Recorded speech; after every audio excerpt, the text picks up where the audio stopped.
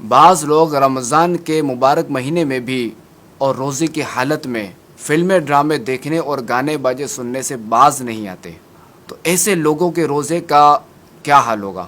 تو یاد رکھیے کہ روزے کی حالت میں فلمیں ڈرامے دیکھنے یا گانے وغیرہ سننے سے روزہ تو نہیں ٹوٹتا،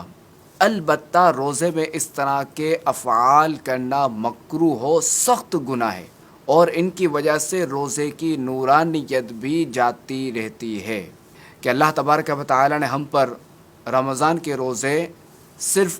بھوکا پیاسا رہنے کے لیے فرض نہیں فرمائے،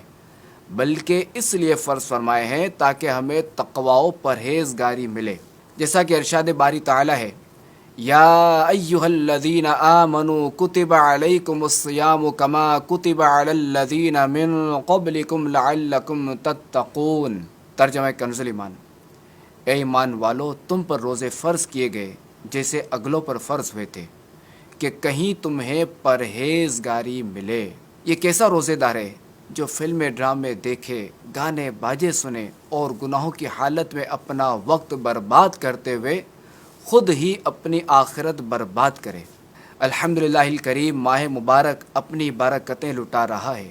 فوراً سے پیشتر اپنے تمام گناہوں سے ہمیشہ کے لیے سچی توبہ کر کے ایسا تقوی حاصل کیجئے کہ پھر کبھی گناہ سرزد ہی نہ ہو۔ یہ نہیں ہونا چاہیے کہ رمضان میں گناہوں سے بچیں